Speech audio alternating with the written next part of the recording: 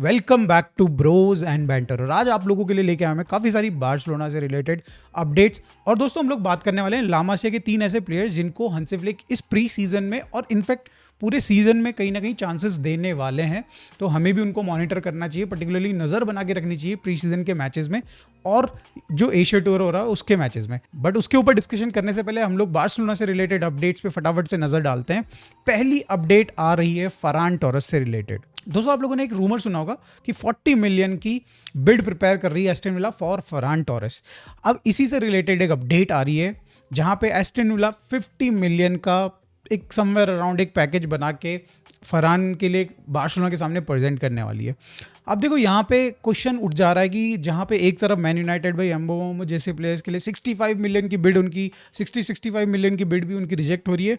On the other and Barcelona का जो main, अगर आप देखो स्ट्राइकर इस सीजन में हमारा उसका रोल क्रिटिकल होने वाला है डेफिनेटली, और उसके लिए सिर्फ मात्र 50 मिलियन इस प्लेयर ने कहीं ना कहीं 23-22 जीए कहीं ना कहीं रजिस्टर किया है, 17-18 गोल्स करे हैं। अगर आप भाई इसके नंबर ऑफ गेम्स देखो तो कंपैरेटिवली उसको बहुत बेटर रिकॉर्ड दिखाता है इस चीज़ में।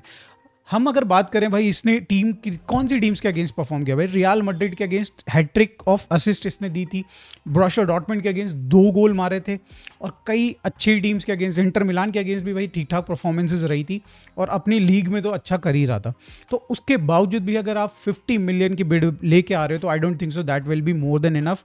हमको चाहिए पैसा और आपको लेके आना चाहिए। लगभग मुझे लगता है एस्टन विला को 65 मिलियन से कम की बिड तो मुझे नहीं लगता कि भाई यहाँ पे प्रिपेयर करेगी तो बार्सिलोना कहीं भी अग्री करने वाली है।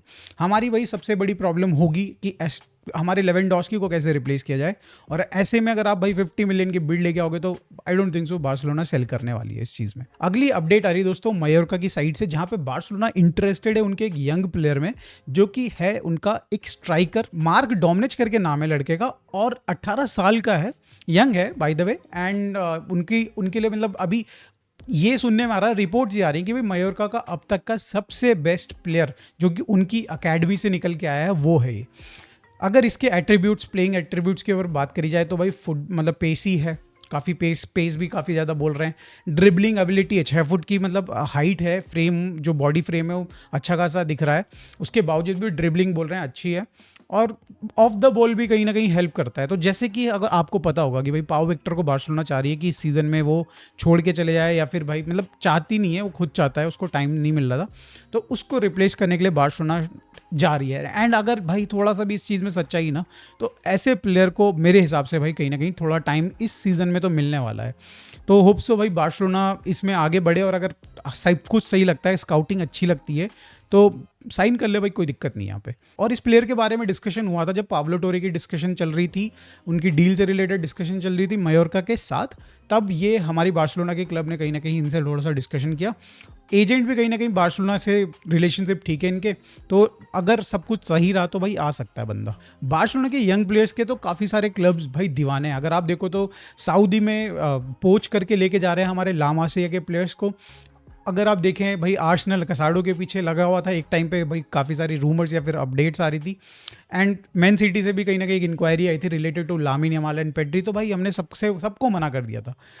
अभी एक लिवरपूल से एक रूमर आ रहा है कि एक 100 मिलियन की बिड प्रिपेयर कर रहे हैं, जिसमें वो चाहते हैं फर्मिन 80 मिलियन में एंड क्रिश्चियनसन 20 मिलियन में। अब पर्सनली दोस्तों मैं चाहता हूं कि भाई 80 मिलियन वाली बिड तो चलो हट जाए, क्रिश्चियनसन के अगर हमें 20 मिलियन मिल जाए तो बहुत ही बढ़िया हो जाएगा। तो आई डोंट नो भाई इस न्यूज़ में कितनी सच्चाई है, बट आई डोंट थिंक सो भाई इसमें कोई सच्चाई होने वाली है। आप देखो कुनाटे डेफिनेटली लिवरपूल छोड़ सकता है इस पर्टिकुलर सीजन में ही, उसका लास्ट सीजन का कॉन्ट्रैक्ट होगा और उसके बाद वो फ्री एजेंट बन जाएगा, तो लिवरपूल चाहेगी उनको कि सेल करा जाए किसी भी तरीके से। ऑन द अदर एंड अगर आप देखो भाई हमारे यहाँ से भी सेम सिचुएशन बन रही क्रिश्चियन के केस में, तो भाई कोई पैसे देने वाला नहीं है यहाँ पे। ये थोड़ा रूमर ज़्यादा लग रहा है इंस्टेड ऑफ एक्चुअली रिपोर्ट या फिर रिलायबल रिपोर्ट, बट मेरा काम था दोस्तों आप लोगों तक अपडेट्स पहुँचाना, तो ये मैंने कर दिया। अब मूव ऑन करते हैं दोस्तों अगली अपडेट की तरफ। अगली अपडेट आ रही है दोस्तों लोवरू चेल्फी से रिलेटेड, जिनको बार्सिलोना ने साइन किया है। ये है क्रोशियन प्लेयर, हिडन जेम बोलते हैं क्रोशिया का, और काफ़ी अच्छा टैलेंट माना जा रहा है वहाँ पे। मिडफील्ड में ये खेलते हैं। किसको रिप्लेस करने वाले हैं? किसी को नहीं, बार्सिलोना में किसी को नहीं करेंगे, ये करेंगे बारसा एथलेटिक में नोहा डार्विच जो हमको छोड़ के गए हैं उनको। एंड कहीं ना कहीं भाई मैं थोड़ा सा अपनी जो एक्साइटमेंट है या फिर भाई जो मैं थोड़ा मतलब जो यंग प्लेयर्स हैं उनको उससे रिलेटेड जो मेरी फीलिंग्स है उसको मैं थोड़ा दबा के रखता हूँ कि भाई अभी ज़्यादा हम लोग इनको ना हाइप नहीं करते हैं, राइट। बिकॉज कहीं ना कहीं जिस टाइम पे बारसा एथलेटिक अभी चलो वो लीग 4 में है, राइट, बट जिस टाइम पे वो बारसा एथलेटिक थर्ड लीग में पहुंच जाएगी, लीग टियर थर्ड में पहुंच जाएगी, वहाँ पे आ जाएंगे एक्चुअली कॉम्पिटिटिव प्लेयर्स और वहाँ पे थोड़ी सी सिचुएशन डाई हो जाती है। मतलब लिटरली आप देख सकते हो कई सारे ऐसे प्लेयर्स हैं जैसे पाव प्रिम है जिनके ऊपर बहुत ज़्यादा एक्सपेक्टेशन थी और वो फेल कर गए, राइट, फिर छोड़ के चले गए बार्सिलोना। सिमिलरली भाई अर्नब परदास करके पैराडाइज करके जो भी नाम है उसका, वो भी उनके साथ भी यही हो रहा है राइट नाउ। तो कई सारे ऐसे प्लेयर्स हैं जो जब टाइम आता है, जब एक स्टेप अप करने की बारी आती है, वहाँ पे वो थोड़ा फेल कर जाते हैं एंड ये एक्चुअली बिल्कुल नॉर्मल है, कोई दिक्कत वाली बात नहीं। तो ठीक है, हम लोगों को भाई ज़्यादा सीरियसली नहीं लेना है, बट अच्छा प्लेयर है, मान के चलिए आप इस चीज़ को। अगली अपडेट दोस्तों, जावी सिमन से फिर से हर साल का, पिछले सीजन भी आया था रूमर, इस सीजन में भी आ गया है, 75 मिलियन का कहीं ना कहीं भाई आरबी लेप्जिग ने उनका रिलीज क्लॉज रखा है। जो भी क्लब उनके पास जा रहा है, बार्सिलोना तो गई भी नहीं खैर वहाँ पे, और उसके बावजूद भी ये लिंकअप आ चुका है। देखो ये लिंकअप कहीं भी सेंस नहीं बनाता है। अभी हमारे पास अटैकिंग मिडफील्डर्स की कोई कमी नहीं है, और हाँ डेफिनेटली भाई वो सुनने में आ रहा है कि भाई वो लेफ्ट विंग पे भी खेल लेते हैं, अच्छा खेल लेते हैं, बट सो डू ऑल्मो। तो ऑल्मो को कभी आपने खेलते हुए देखा है लेफ्ट विंग पे? नहीं खेलते हुए देखा, बिकॉज भाई ठीक है, एक नेचुरल पोजीशन होती है जहाँ पे प्लेयर अच्छा खेलता है और उसके बाद आप अगर उसको उस नेचुरल पोजीशन से हटा के कहीं और खिलाओ, थोड़ा क्वालिटी डिग्रेड तो होती है। तो वही क्वेश्चन यहाँ पे आ जाएगा कि भाई आप इतना 70 मिलियन 75 मिलियन या फिर जो भी है 60 मिलियन भी अगर बार्सिलोना खर्च करेगी, तो भाई हम लोग एक प्रॉपर लेफ्ट विंगर लेके आएंगे ना। हम क्यों भाई थोड़ा कॉम्प्रोमाइज़ करें ऐसी पर्टिकुलर जगह पे जहाँ पे ऑलरेडी हम रफीनिया जैसे प्लेयर को खिला रहे हैं जो कि राइट विंगर है।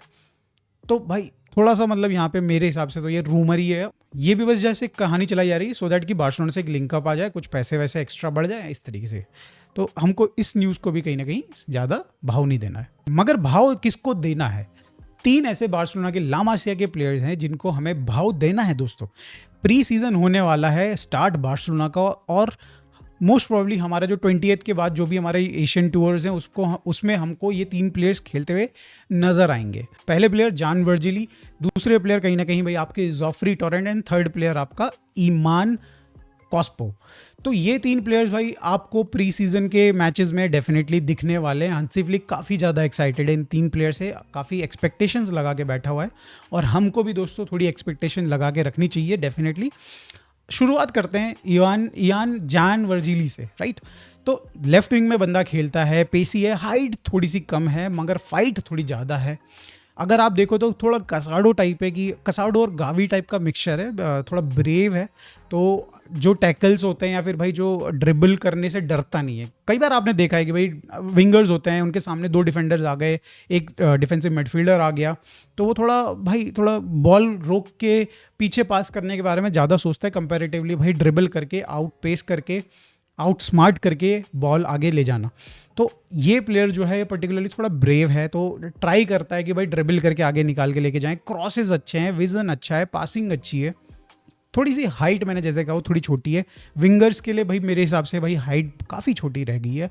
I think he is 5'6", 5'7", I think वही सेम 1.70 लगभग है, तो वही 5'7" तक ही होगा, 5'7", 5'8", जो भी मतलब कैलकुलेट कर लीजिए आप प्लीज़। अगर आप उठा के डाल दोगे, बड़े लीग वाले जो प्लेयर्स होते हैं, जो एक्सपीरियंस प्लेयर्स होते हैं, at the same time physical players होते हैं, तो थोड़ा वहाँ पे शायद से स्ट्रगल कर सकते हैं। बट ये चीज़ आप कब कंफर्म कर सकते हो? जब उनको एक्चुअली आप खिलाते हो लीग में 10 से 15 मिनट 4-5 गेम्स। तो मेरे हिसाब से मेरे को लगता है कि हांसी फ्लिक शायद से इस सीज़न में ट्राई करने वाले हैं। और अगर हम लोग जाते हैं रैशफोर्ड जैसे प्लेयर के लिए, तो तब तो डेफिनेटली हमें बिल्कुल ट्राई करना चाहिए जान वर्जिली को।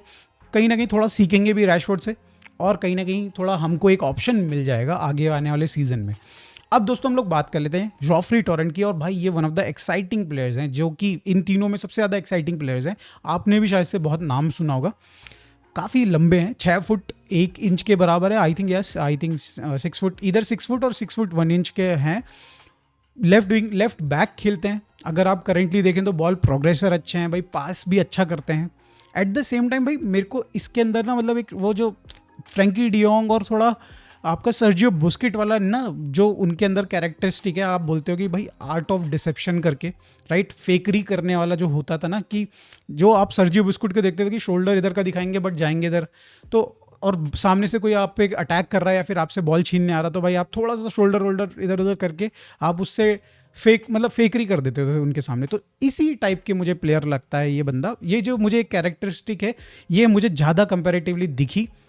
बाकी ऑब्वियसली पासिंग अच्छी है भाई, बॉल प्रोग्रेस भी कर सकता है, ड्रिबल भी कर सकता है, बट डिफेंसिवली आपको जब प्लेयर दिखता है कि भाई बंदा डर रहा है, उस पर जब डिफेंस जो अटैक है, अटैकर्स हैं वो अटैक कर रहे हैं तो वो डर रहा है, तो उस सिचुएशन में दोस्तों डिफेंडर करता है क्या, या तो वो पीछे पास कर देता है या फिर गलत पास कर देता है, राइट। बट ये बंदा थोड़ा सा उस पर्टिकुलर मैटर में मुझे ब्रेव लगता है, बट थोड़ा मुझे वो जो मैंने कहा कि भाई फ्रैंकी डियोंग का मुझे उसमें वो दिखता है कि आर्ट दिखती है जो फ्रैंकी डियोंग की है, एट द सेम टाइम थोड़ी बुस्केट की भी आर्ट दिखती है। तो यस, मेरे को काफ़ी इंप्रेस किया बंदे ने। आप देखोगे अटैक वटैक में भी इन्वॉल्व रहता है, हेडर वेडर ले लेगा भाई, 6 फुट का बंदा है तो आपको डिफेंसिवली काफ़ी हेल्प दे देगा सेट पीसेज में, डेड बॉल्स की सिचुएशन में। तो ये मुझे लगता है पर्सनली कि आप इन तीनों प्लेयर्स में सबसे ज़्यादा इस प्लेयर को देख सकते हो इस पर्टिकुलर सीजन में।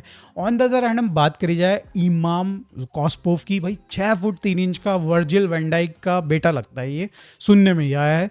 कैरेक्टरिस्टिक में अगर बात करी जाए तो आप इनकी हाईलाइट्स उठा के देखोगे तो आप भाई देखोगे कि ये ज़्यादातर सामने वाले के हाफ में ज़्यादा घूम रहे हैं, तो ये सेंटर बैक, मगर ये घूम रहे हैं भाई सामने वाले के हाफ में। दैट मीन्स थोड़ा प्रोग्रेसिव टाइप का बंदा है, आगे बॉल लेके जाना चाहता है, अपने पास बॉल रखना चाहता है। बट इसका मतलब ये नहीं कि इनके पासेस और कहीं ना कहीं जो लाइन ब्रेकिंग पासेस होते हैं वो बेकार हैं। लाइन ब्रेकिंग पासेस भी अच्छे हैं इनके, क्लैरिटी इनको भी है, विजन भी है, स्ट्रेंथ है भाई।